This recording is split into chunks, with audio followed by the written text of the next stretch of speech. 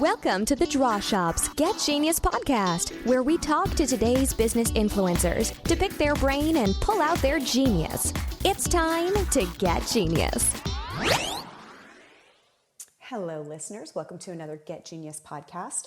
Today's guest is going to make you laugh. He's also going to make you gasp, and he's going to surprise you with his stories that are freaking unreal. It actually sounds like it should be a movie, which I'm kind of seeing that theme with a lot of our guests, and I think it's what makes them so awesome. So if anything, you're going to be inspired yet again by another incredible story, except this one has so many different, so many movie-like qualities to it, and you're just going to really love it. I just know it, and you're going to be surprised, pleasantly surprised, and totally inspired. And his name is Ryan Stewman. He's a best-selling author. He's a motivational speaker. He has his own podcast. He blogs, puts out tremendously awesome content, and he's just an entrepreneur. And he does so many awesome things. He has so many different accomplishments. And when you hear like what's happened in his past and where he is today, like I've got to be pretty mad at you if you have any excuse of why you think you can't do something. So you're going to love his story. He's a genius when it comes to sales and when it comes to marketing and advertising and helping business owners really scale their sales. And he has really great tips and things that you probably wouldn't have thought of, because he's not your typical sales trainer, if you were to call him that. I mean, that's what he's an expert in, but he's just really an expert in connecting with people and understanding the psychology of a buyer, and will hit all of these really great takeaways for you to implement right away. Even if it's just a shift in your mindset. So everything that he's got to say is going to probably make you laugh and definitely surprise you and want to see it in a film like I do. He's super awesome, and I'm so stoked to have him on the show. Hey, Ryan. What's going on, Summer? We're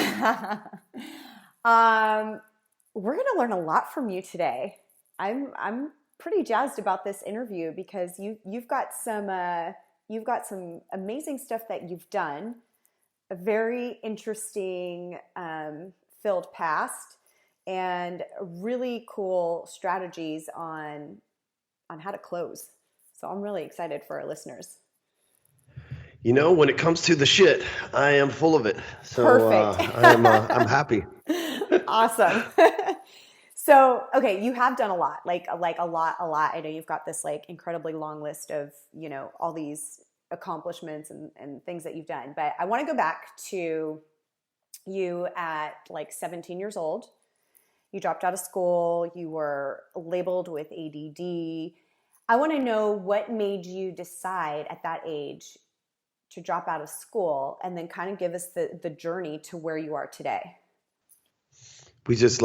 We don't even have like any like dancing period or anything. We're just getting right to it here. It's like, hey, tell us about that time you dropped out of school, Stewman. I like it. That's what we do. You're my people. I like this. Exactly. Down and dirty right off the bat. I will say this, first, thanks for having me on and all the stuff that we're supposed to say. But I like you. Like we got on here, we just immediately start talking business. There didn't have to be like, and even the podcast, the same thing. But in the pre-roll, it was like, hey, you ready to do this? I'm ready to do this. We just got after it. I love it. So. You're an action take like me. I'm one of those people, they have those little quotes about the meetings. Once again, another meeting that could have been done in like 4 bullet points. I'm that person. Like I hate, I'm like, let's just get down to what we need to talk about. So I love it too. I'm the same way. I think it's a sign of like somebody who's busy, and somebody who has stuff to do. So, I was, like you said, I played sports all the way up until the 8th grade, and they put me on like Ritalin. And it screwed me up, and I felt like a burnout, and I felt like strung out all the time. And what's weird, Summer, is because I was on this ADD drug. I mean, it's meth, basically. Ritalin's like methamphetamine, right? Yeah. I mean, take Adderall today. That's what it says on the deal. It says amphetamine salt combo. So like here I am, I'm on, basically on crank, like the 90 speed. And then my parents are like, he looks like he's on drugs all the time. Well, no shit. You guys got me high as giraffe ass over here on these pills. And they wouldn't let me quit. And every time I tried to quit, I would get moody and stuff like that when you go through withdrawals. And they would say, it's because you're getting off your medicine. And so anyway, it was just like this consistent battle. And the thing was, I'm not the smartest person in the world, but I'm fast. Like I get things fast, I adapt to things fast, I understand things fast. And just like you and I just talked about, I don't need 10 hours worth of explanation on how to do a geometry equation. Tell me how the thing works, let me go do it, and I'm done, know? And school drove me nuts. And so in the actually 8th grade, I went to the 9th grade. I didn't finish the 9th grade just because I didn't show up at class and stuff. I was so bored and I didn't like my teachers. And it was weird. Like this is a side note. Today when I showed up to take my 4-year-old I just had a son last week. I didn't, my wife did, but I just had a son. We had a son last week. Oh, congratulations. And I've been taking the kids to school because, she had, she give birth. She can't drive for like 2 weeks or whatever. And so I've been taking the kids to school, which is something I normally don't do, but they've got this new lady at my kids and they go to private school, but they got this new lady at there and she reminds me of like the mean old like teachers that you just hated when you're in school. She's like standing there every morning and every time I walk by her, I'm like, am I going to get in trouble today? It's just the oddest thing. All these years later. But so anyway, I didn't graduate the 9th grade. I was like really uncomfortable. I knew my teachers didn't like me. I didn't like going anyway. And I had this job washing cars and I was selling car washes. So I was making like, maybe $400 or $500 a week. So hell, I was living high on the hog for, a 17-year-old anyway. And so, or for a 15-year-old rather. And so I quit school when I was 15. And then I actually got my GED when I turned 17. So I never finished the 8th grade was the last year that I completed. But like most people, some are that drop out of school and are high as giraffe ass on some designer drugs that their parents got them on. I started using real drugs.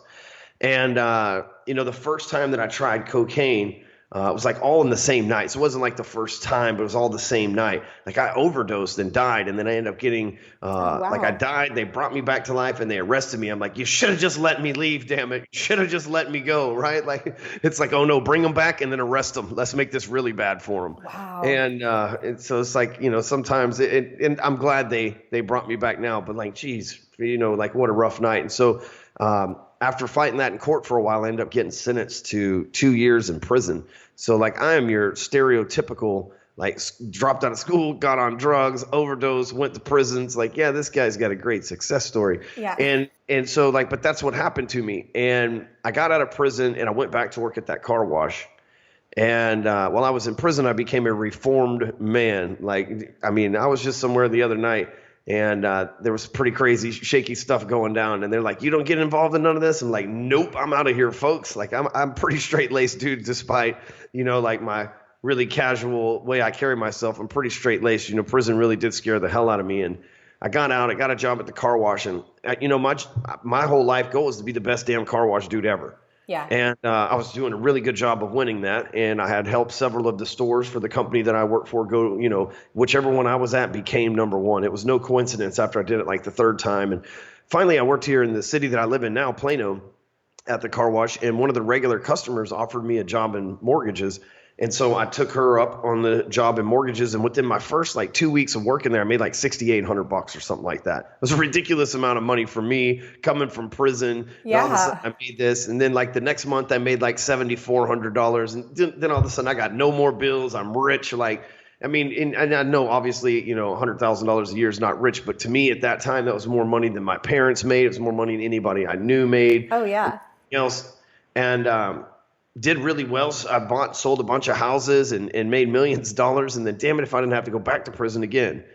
I was really successful in the mortgage business. And I lived in a very small town, Allen, Texas. Not so small now, still shitty town though. But anyway, shout out to those guys. And anyway, so I lived in this town and I had like nice cars and a house and things that young men do when they start making money for the first time, just sort of doing stupid stuff. You buy nice things that you don't need. And I was making, in 2005, I made $700,000. And so, was making more money than I could spend at that age. And I didn't have any debt or no college, no credit cards. I never had any of that stuff. So we just had bunches of cash and bought different things, and the cops thought I was selling drugs. And for the record, people, like, I've been around thousands of drug dealers as roommates in prison. Like, rich people don't sell drugs. That's some Hollywood stuff. You know what I mean? Like, you might go over to a rich dude's house who has some drugs, right? But he is not the drug dealer. They let the poor idiots that are risk go to jail do that stuff, right? But the cops, they think that, like, oh, he must be rich from drugs. He's got all these cars or whatever, and that's what he did before. They kicked in my door, believe it or not, at 3 o'clock in the afternoon. I wasn't even home. And they find no drugs in my house because obviously I'm a banker. I'm not a drug dealer. You know, I'm way past that. And so, but they did find a gun in the home. And in Texas, you can own a gun. And so they arrested me for it. And then I proved my papers and ended up beating the case. And our good President George Bush was going through some freaking weird thing, I guess. And he had a law that was on the books that Obama actually got rid of, but it was on the books when Bush was president. And it had to do with guns and traveling across state. Well, that gun had been purchased from like the Glock factory in Tennessee. And so they considered that crossing state lines. And the ATF tried me and tried to give me a life sentence pretty much. They tried to give me 25 more years. And the crazy thing, Summer, is like during the middle of all that, fighting the feds and the ATF and paying my lawyer, this is a very significant part of the story. He's a black dude, and he's a Democrat from Dallas, Texas, okay? And it's not, I'm not saying Dallas is racist or anything like that, but they ain't never had a black dude in the district attorney's office or as one of the judges or anything in the judicial system ever. They've always been Republicans, always been white dudes and Hispanic people. Well, so my lawyer decides he's going to be the first black district attorney of Dallas County, and he runs and he wins. Right? Like he spent like $3,000 on his campaign. It was ridiculous. But like the $3,000 he spent, and I helped him with this, right? Obviously it was a big benefit to me as well. But like the $3,000 he spent was like on buses, busing people from the projects into the voting booths, man. He was really a mad genius. And he's like, Hey man, we'll buy your lunch and we'll bus you in if you just vote for us today. Cause he knew like, all the rich white folks that usually vote Republican, they were going to be at work that day. And man, he showed up with everybody from the south side of Dallas and got them to vote. Man, it was actually really clever. And he became the district attorney. Well, in becoming the district attorney, he actually got them to lower my sentence to 15 months. So I had to go back to a security, like a maximum security inside the fence with razor wire and all that good stuff, back to a cell for prison for 15 months. While I was in there, right before I left, I got married to the girl that I'd been dating for 2 years so that she could control my estate. She controlled it all into her control and her new boyfriend. And within 3 months, and 15 months, not even that long. You know what I mean? It's like a little over a year. And she, like 3 months into it, she's got somebody else in her life and they're spending my money. So I literally came out in 2008. I went in 2000, arrested in 2005, fought it for 2 years, went in 2007, got out at 15 months later in 2008, and I had $1,200 to my name. That was to get me a place to live, and that was money I'd actually saved in prison. I've always been pretty good at saving money, and that was money I actually saved, but people had put on my books that I didn't spend on, commissary and stuff like that. And I had to, I owed money for my truck. My grandma had been making my truck payment and stuff like that because, like, the wife, she just disappeared, served me divorce papers, took all my furniture, all of our assets, sold all of our houses, And so anyway, I literally have hit rock bottom a few times in my life, as you can see from our just brief 10-minute story here that I've told you. But when I got out of prison, with no money, I finally got a job at this mortgage company. Finally give a 2-time felon chance. It was hard enough to get it the first time. Then the second time, I got been to jail before. Okay. Twice. Right. Yeah. It's just like what I'm sure I know you think, man, you talk good, you know your stuff, but there's a catch, man. I've got some baggage that I've got to carry in here. Hang on, I'm going to need you to hold some of it too.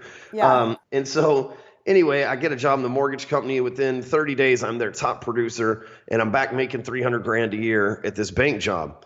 And that was in 2008. By the end of 2009, I'd made $300,000 on my W-2 for the year, and then I'll be damned if in 2009 they passed a law called the Dodd-Frank Act. And in 2010, when it went into play, they wouldn't let felons write loans anymore. So I lost my job in my career. Only thing I'd ever known besides washing cars. Yeah. And one of my real estate agents was like, dude, you're always motivating people. And you're so good at sales. And you have this personality and this story that every time life knocks you down, you get back up and go kick its ass again. Dude, he gave me these CDs. You need to listen to these DVDs. I paid $8,000 for them. And my friend's a cheap bastard. And I'm like, what? $8,000? Yeah. Watch these. I'm like, I'm going to watch these to see how much like how they sold you $8,000 worth of DVDs, because I'm in disbelief basically. And it was Ryan Dice and Frank Kern in those DVDs, and they just Oh, opened my eyes to this world, and I committed, and that was in 2011, where I finally said, I'm going to become a sales trainer, a business consultant, a best-selling author. I'm going to do it all. I'm not just going to do one thing, just like I was the best car washer and I can wash 1,400 cars in a 10-hour day because I knew how to do it. I'm going to crank out the most blog posts, the most books, the most videos, the most ridiculous content. I'm going to say the things nobody else will say. I'm going to be the voice of the silent. And dude, I just went to work. And in 2013, I incorporated the Hardcore Closer brand, and, I've been at it for a while now. And for the last 2 years in a row, we've done multiple seven figures, and we're on our way to have our biggest year yet this year. We're almost we're on track already to double last year, which was a big year for us.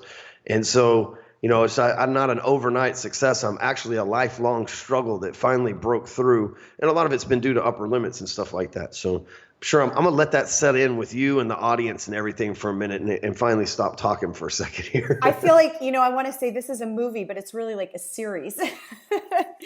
That's like, wow. Okay. So now that's so much. And you have such this like high energy, humor, like totally positive outlook on all of it, which is so awesome. And I've heard you once call it strength conditioning, all of these challenges that, have happened. I love that. I think that's so great. Can you kind of like elaborate how you came up with that? Well, yeah, I think the only way that life gets easier is if you push harder, right? Like in the gym, for example, the only way that it gets easier to lift 200 pounds is if you push harder to lift 250. Yeah. And I think, are you Christian, religious at all, or whatever? More spiritual than I am Okay. religious. Well, Yeah. I'm not religious. I'm not religious either. So that didn't have to get weird or anything like that. The reason I asked, when I was in prison, I read the Bible, which most people do, and I read the Quran, and I've read a lot of religious books just for the fact that I had all this damn time on my Yeah. hands. And so, in the very beginning of the Bible, in the book of Genesis, there's a story about this guy, Joseph. And I remember the first time I read it, I was like, dude, that's me. Like, holy crap. Like, I feel like they're writing my story in the Bible. Like, this is insane. And again, I'm not looking at it from a religious standpoint, but the story is basically Joseph's brothers. He was like, his dad liked him, and then his brothers got jealous. They sold him into slavery. He becomes a slave. And then he has this dream, and the king has this dream, and Joseph interprets this dream and goes from being a slave to being the king's right-hand man. But then the king's wife basically tries to bang Joseph. Joseph turns her down. She goes and tells the king he did it anyway. So then they send him and make him a prisoner. And then there's this other another king, a pharaoh, becomes another one passes, and he has a dream, and they remember that this guy Joseph saved the other people's dreams, so they bring him up, and he puts together this 14-year economical plan and saves Egypt and helps them and everything else, and becomes the most powerful man in all of Egypt. And when he's finally the most powerful man in Egypt, he's sitting down next to the pharaoh at the dinner table, and his father and brothers happen to walk in because they were trading from another country. And he tells them the story. He says, "You may not remember me." And he tells his brothers, "What you did to me, you meant for evil, but God meant it for good." And I think of my life like that. Like, I've been through all these things that maybe the planet meant for evil, but the universe is meant for it to be strength conditioning. Because how can I sit here and be a testimonial that you can come back from rock bottom if I can't say that I've done 4 months of my life in solitary confinement and still come back and made $1 million? And if you're like, "Oh, well, money's not that important," man, you should see my wife. You should see my kids. We have the happiest family ever.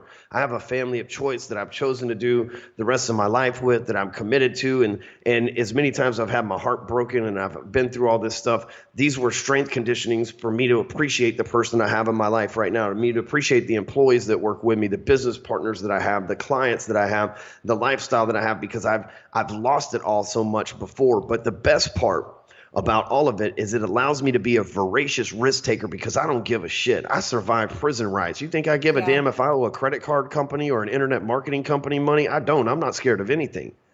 And so, like, bill collectors, I don't have those problems. I'm debt free. But I'm saying, if I have to take that risk, it's not really a risk to me, because I've already risked life before.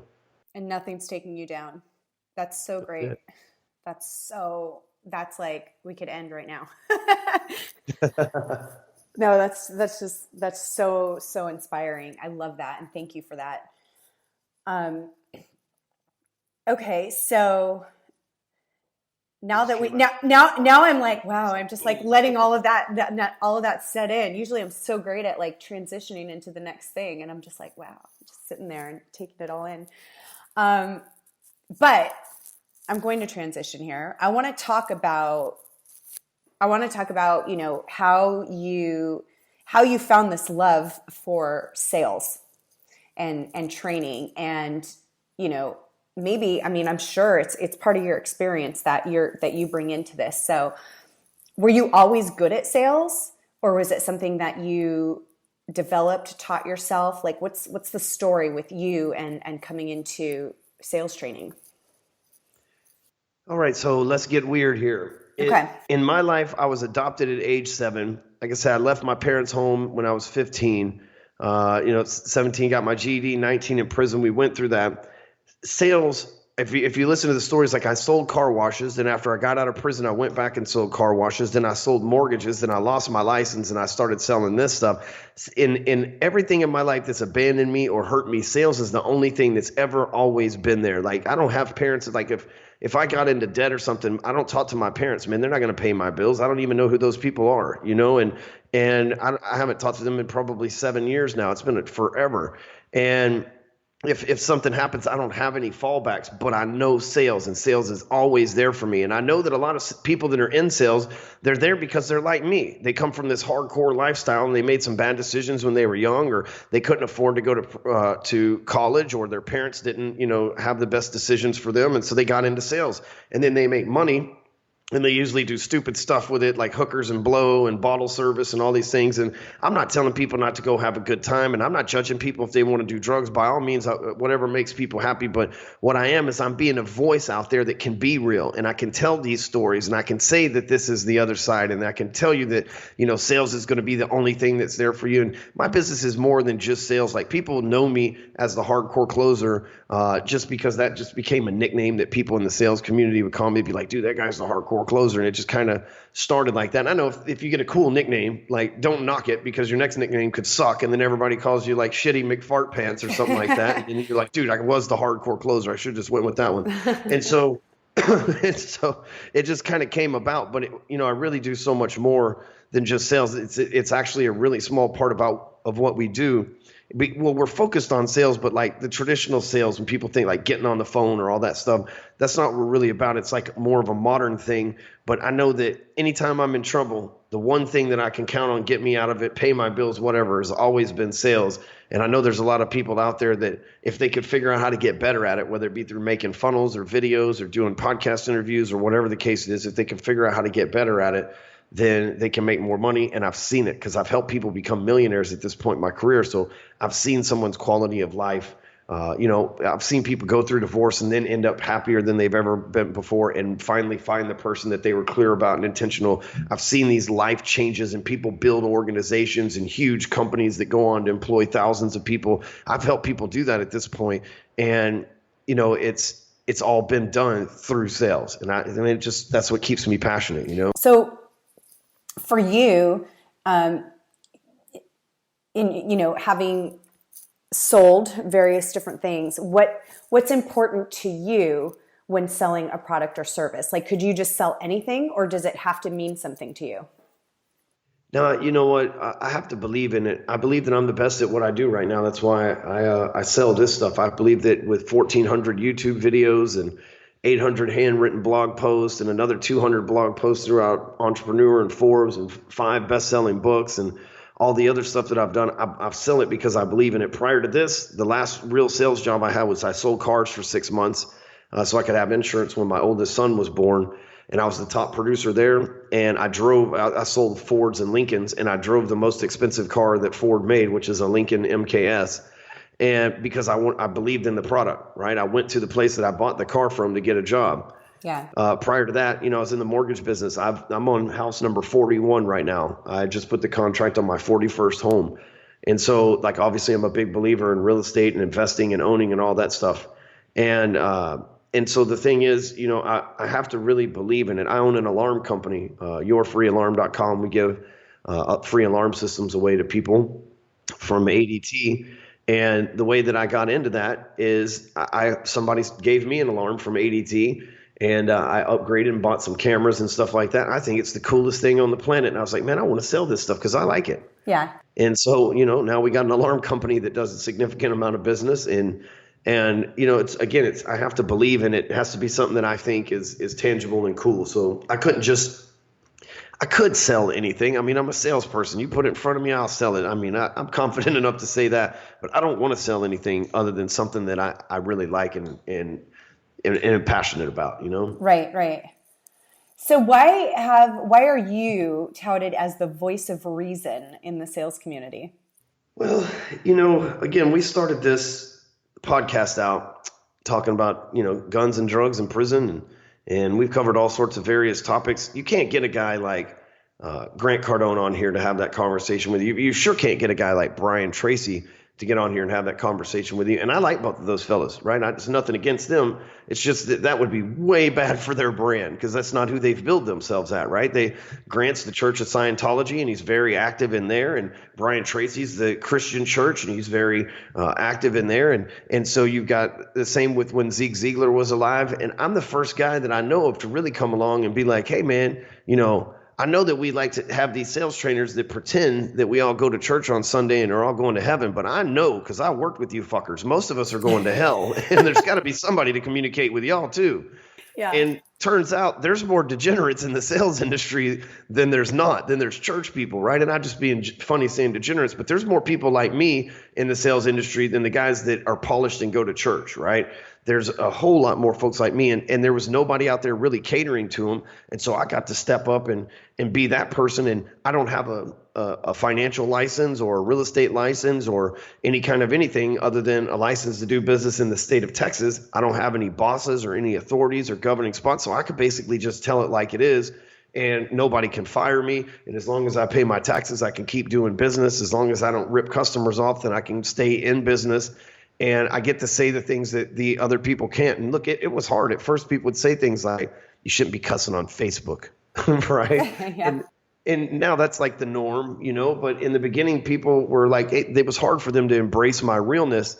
But, I've gotten at this point hundreds of thousands, like literally over the past 5 years, hundreds of thousands of messages that said, hey, Ryan, that blog post, video, whatever it is that you made changed my life, man. And I want to thank you. There's nobody else out there talking to us. I get messages every day, 5, 10, sometimes 100, depending on what I post. It's like, dude, I'm a felon too, man. And it's nice to know that I can, if I just keep pushing, I can make it. Hey, I went through some bad things when I was young too. It's nice to, it's nice to see that you're making your way up there. And that gives me hope that I can do it too. That, just as much as I'm inspiring those people, they're inspiring me, because I'm like, dude, I got to be the leader. It's like I'm the older brother in this family. If I go out here and I screw all this up, then that gives all these people a reason to screw up too. I got to act right now. Right. Right. And I've got to be the person that says the things that other people don't, so that I can show these people that you don't have to have drugs, right? I don't do drugs. You don't have to have drugs to have a good time. You don't have to drink yourself to death because you hate your job selling. Like, I showed them that there's alternatives that save their lives. And, like I said, nobody else is out there doing it in the same way that I can, because they would be scared to lose people. And I think of it this way, like, it's okay if you have 2 million fans on Facebook or a bigger list than me or whatever. I'm really trying to just mess with the top 5% anyway. Yeah. I'm not looking for a huge following. I'm looking for the alphas that are like, yeah, this is the kind of shit that I'm into, and this guy gets my problems. That's what I'm into anyway. And I'm not for everybody. I'm not the typical like Joel Osteen types that are in this industry. That's such a key takeaway, is like really knowing who you are and who you're speaking to and who you're connecting with. That makes all the difference. That's the same, obviously, with when it comes to sales. What do you think people are struggling with when it comes to sales, or what have you noticed with the people that you've worked with? It's funny. The folks that I work with are typically good at sales already. My average client makes, the average client probably makes $300,000 a year, but like our low end clients make $150,000 a year. To get to that level, you got to be somewhat good at sales. Right. And so most of my people don't have a sales problem. They have a systems problem. And so we have a few simple things that we put in place that allow them to train and scale faster. And it allows them to get leads so that they can make more sales, because salespeople, it's like, okay, your job's a salesperson. You get paid to close things. They're like, all right, now go out now, prospect, cold call, door knock, make funnels, like all these other things. Like, but when do I get to close somebody, right? Yeah. And so what I do is I put systems in place so you can actually get in front of people to close them for salespeople. But I see people that are in like multi-level marketing and the coaching industry and stuff like that, because we have a group on Facebook called Sales Talk with Sales Pros. It's the largest sales group on Facebook. It's 52,000 people right now. And the Sales Talk with Sales Pro group, people ask a lot of questions back there. And the main questions that people ask are, they have a hard time overcoming objections. And I don't know if it's because most people that are new aren't quick on their feet or whatever, but objections has always been one of my strong point, because I always knew what I was selling inside and out. So like when I sold cars, I don't know anything. I don't even know what kind of engine my Maserati has in it. I mean, it's fast. It sounds cool. I don't know anything else about it. And nor do I care. And when I sold cars, I didn't know anything about the cars I sold either. But I looked for what was missing. I looked for whatever that person was looking for. And a lot of salespeople get busy with these objections and everything else, and they take them as signs that the person doesn't want to buy, when really an objection is a buying sign. And so if you know your sales process in and out, when you get an objection, you're like, oh yeah, this is a good one. When people say, man, that's expensive, they're not saying they don't want it. They're not telling you no. That's an objection. That's a buying sign. Yeah, right? yeah. So you just need to increase the value. If someone's like, man, I need to go talk to my partner, they're not telling you no. They're going to go talk to their partner about buying it. They're not going to go talk to their partner about not buying it, right? That's an objection that you just need to overcome. They're interested. You just got to get them a little bit further. And you don't have to be like pushy or an asshole about it or anything like that. Like when I have sales conversations and I close $30,000 deals, I closed one last night and the guy's like, I always figured that you'd have like all these fancy words and be all pushy. He's like, dude, I don't think you said 10 words the whole time we were on this. This ain't about me. Trying to get you talking and where I can figure out what the hell you're missing so I can see if I can help you. That's so great. And that's so true. Because like you said, that objection is something that they're missing. And if you can answer that for them, then they're just that much closer. So I've heard you say that humans don't like to give a no. And I was like super intrigued by this. And I'd love for you to talk about this, because I believe it's something that you teach or use as a strategy. Yeah, well, I mean, that kind of takes us back to what we were just talking about. I'm from the South. I'm born, in case you can't tell with this charming accent here. I was born and raised in Dallas, Texas. I get out a lot, but I like living here. I know a lot of people the people from the South, they never get out. I get on an airplane about every week, but it's convenient living in Dallas because it's like the exact middle of the country, and we have a huge airport here, so it's convenient to get in and out of, and be anywhere in 2 or 3 hours in the U.S. And so the reason why I say that is in the South, people don't like to say no. They say, bless your heart. They don't like to say you're an idiot. They say, bless your heart. I mean, we're just like overly nice down here, right? Yeah. And we're very passive aggressive. And so I know when I sell stuff, people would they hate making decisions too. Not just Southerners, every human hates making decisions. So I know that the problem is it's that they don't want to tell me no, because that's saying no to themselves too. So I know this, and I know that they don't want to say no to themselves, because if they're asking about what it is I'm selling, there's interest. Maybe it costs more than they thought. Maybe they weren't ready to pay that today. Maybe they're not ready to make the move immediately, but there's an interest there, right? And so I've got to go past that stuff. But a lot of salespeople, they take those objections as rejection signs, and they're not. They're buying signs, because if people don't want to tell you no, because they don't want to offend you, they don't want to run you off, but more importantly, they're saying no to themselves. Like if I say, do you want to buy this car, and you say no, then you're saying no. You're not saying no to, I got the car regardless. I'm here on the lot. Right? You're saying no to yourself, that's not going to be your car. If you don't want to take my coaching program, you're not saying no to me. You're saying no to yourself, because I've proven that I can help people make $1 million doing this stuff time and time again. Right. And so, you know what I'm saying? So if someone says no, they're really not saying that to me. They're saying it to themselves. So I know that they don't want to say no to themselves. If I say, you want to get started in this coaching program and make $1 million, it's going to be hard for you to say no to that. It's like, well, hell yeah, I want to make $1 million. I know you can get it done. And so what we'll do is we'll fish around for any excuse to stall, because we hate making decisions, because decisions come with consequences. Yep. The difference between, a decision implies intent. And so when you have intent, there's a consequence. So like if you see somebody that owes you money and you run them over in your car, That's intent. You're probably going to do a life sentence in jail. If you were texting and not paying attention, you ran over somebody, they died, you probably get no time whatsoever. It was an accident. You know what I mean? The difference was intent. And can they prove, when they go to the court of law, that's what they do, is they prove intent. So people are so scared of that and the responsibility and consequences that come with it that they fear making decisions, even at the expense of depriving themselves from whatever it is that they want. And so I know that people don't want to say no. So and I know that they want to say yes, especially if I know, like sometimes you're talking to somebody like, oh yeah, they want it, dude. They're just scared. And so I feel that sometimes it's my job that, what's missing is the ability to say yes to themselves and just take that risk. And, I never have a problem, trying to get somebody to take risk, because hell, I've taken risk all my life. It's like, dude, just make the payment. You'll make it happen. Yeah. Just take the risk. It'll work out. If it don't, who cares? Just bring the car back. We'll give you another one. I love that. So you're really you really know the psychology of where the buyer is at, and you're speaking to that essentially. So I have paid close attention for many years. Yes. Okay. So we've got a great sales team at the Draw Shop. They're pretty awesome, but everyone can always improve and grow. So what are 3 simple tips that you could share right now? Well, with you guys, you're talking about for your whiteboard videos, right? Yes. And so, when it comes to selling something like that, it's advertising that you're basically selling.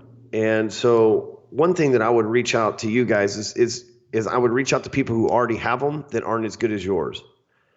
But I wouldn't tell them that their current one looked terrible. I would just say, hey, it looks like it's been a couple of years since you've, put your new whiteboard video in. With our new enhanced model, we've been able to get as many as 300,000 views on organically on YouTube, and you show them the example that's in your website or whatever, and start working them that way. And really, you sell something that's really cool and it's beneficial, but a lot of people don't know about it either.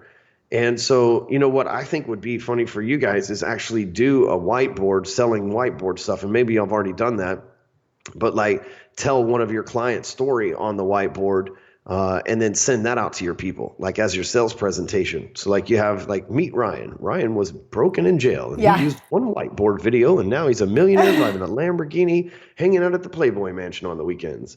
Right. And then it's if you would like to use whiteboards to be able to get a Lamborghini and hang out at the Playboy Mansion on weekends, just give us a call.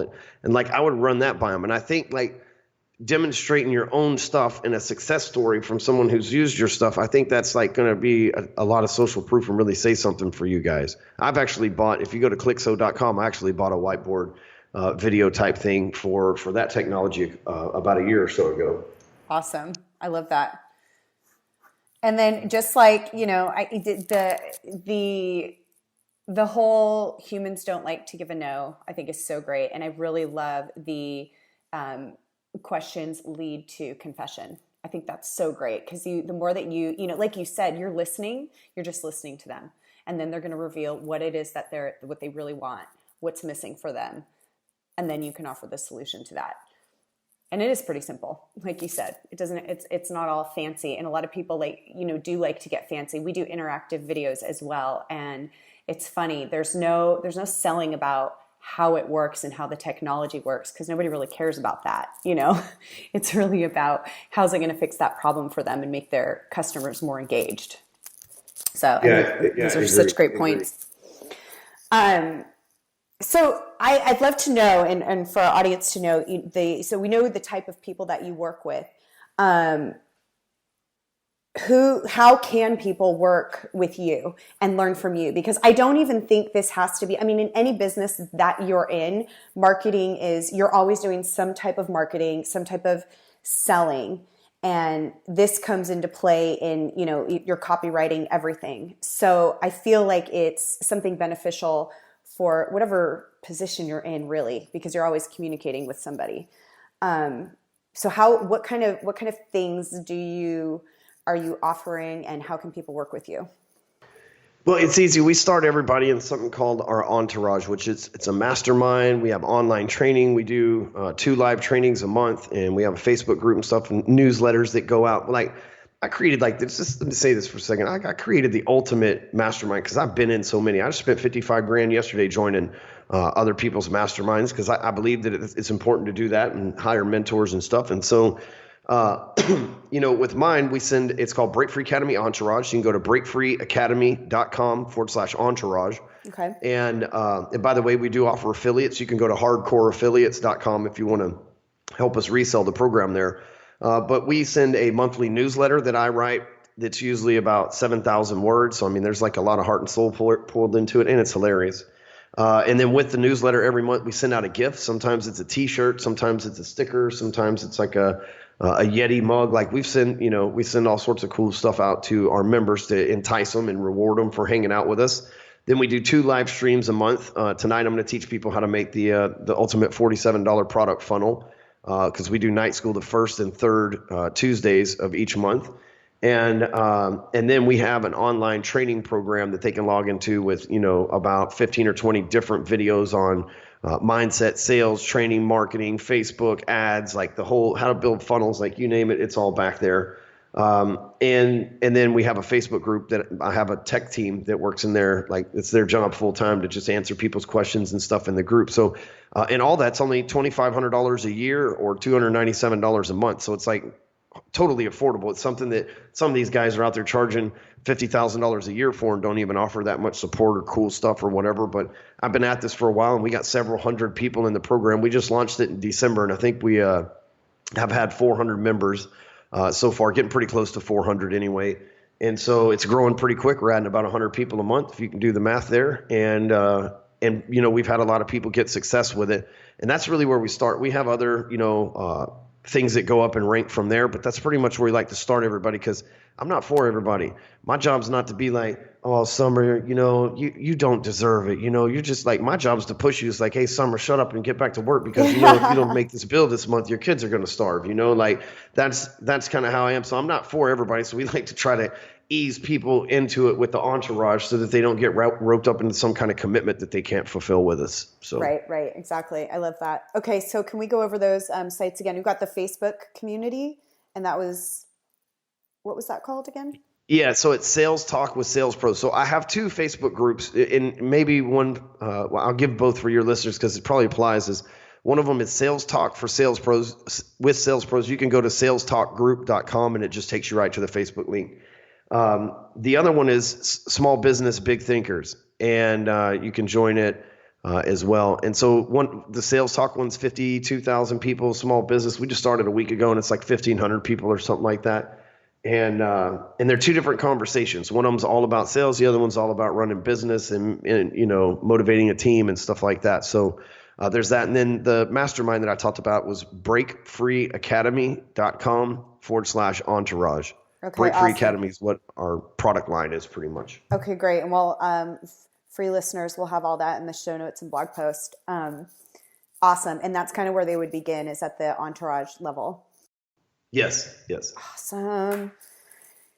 This is super exciting. You're like such a fun guest to have on the show, and I love it because you're definitely, as cliche as it sounds, outside the box, and you're just so real, and it's no wonder people connect with you. And for those that don't, that's great. You connect with the people that really get you. It's awesome that you have like that. People that just understand you and where you've been and really have an appreciation for that. And that's who you want to be working with. Yeah. You got to be sure who you can help and who you can't help, and like I just told your audience, I'm aware that I'm not for everybody, but those that I'm for, I try to do my best to make sure they win. Yeah. And that's so great. I love hearing that. I just really think that's so important. And I love when I have guests and more people are like really understand that they have a certain, type of clientele that are going to be attracted to them, and that they know that. And when the moment that you try to be one thing for everyone and try to get everybody on board is when it gets like really wonky and wacky. You don't get to be what you're so awesome at, in my opinion. Yep. I appreciate that. Well, Ryan, thank you so much. This has been an incredible interview. So many awesome takeaways for our listeners, and hope I get to see you in person soon. Yeah, maybe we'll meet at one of these conferences. There for years I was like, I'm never paying to speak on the stage. And finally, I guess the marketplace gave up because now they're paying me to speak on them. So I'm fortunate I've been able to speak on some pretty big venues. So if you ever go to any of those conferences or whatever, maybe we'll be there together. Yeah, absolutely. We're at a lot, Eric and I, my business partners. So yeah, for sure. Awesome. All right. Thanks, Well, thanks Ryan. again for having me on. Thank you. I really enjoyed it. Kind of got to tell my story a little bit. I hope I inspired some of the people in your audience, and hope that, maybe if they're going through a struggle right now, or if they hitting a hard time, a tough relationship, a loss of a job or whatever, just know that shit can only get better. But the only way that it's going to get easier is if you work harder. Yes. And you are strength conditioning yourself. So do it. Thank you, Ryan. Thank you for having me on, Summer. Thank you for listening to today's Get Genius. You can learn more about The Draw Shop at www.thedrawshop.com, on Facebook, LinkedIn, and Twitter. Your home for kick-butt custom whiteboard marketing videos. Your ideas come to life. Thanks for listening. Please share, comment, and make any suggestions for future genius guests.